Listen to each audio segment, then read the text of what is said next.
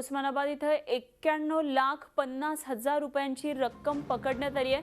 उमरगा इथल्या चौरस्ता इथं 91,50,000 रुपये पकडलेले आहेत आणि यामधल्या सर्व नोटा हे 1,000 रुपयांची असल्याची माहिती मिळते। टाटा सुमो जीपमधून ही रक्कम जप्त करण्यात आली आहे। प्रशासकीय यंत्रणेकडून याबाबत माहिती देण्यास टाळाटाळ होतीये आणि या संदर्भात आणखी सविस्तर माहिती जाणून घेऊया। आमचे प्रतिनिधी महेश पोद्दार सध्या आपल्या बरोबर आहेत। महेश, काय नेमकं या घटनेबाबत सविस्तर माहिती कळतेय?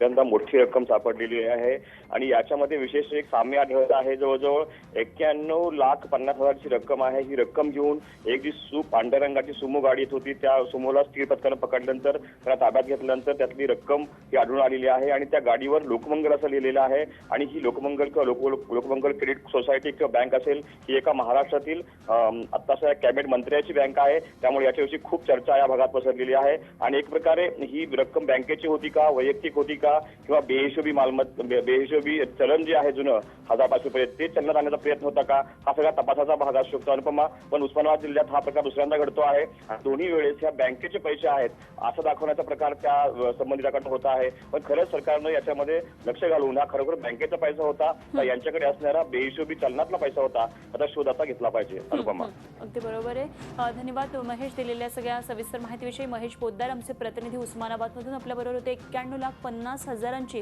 ही रोकड जप्त करण्यात आल्या। सर्व नोटा या 1,000 रुपयांच्या होत्या। झी 24 तास रहा एक पाऊल पुढे।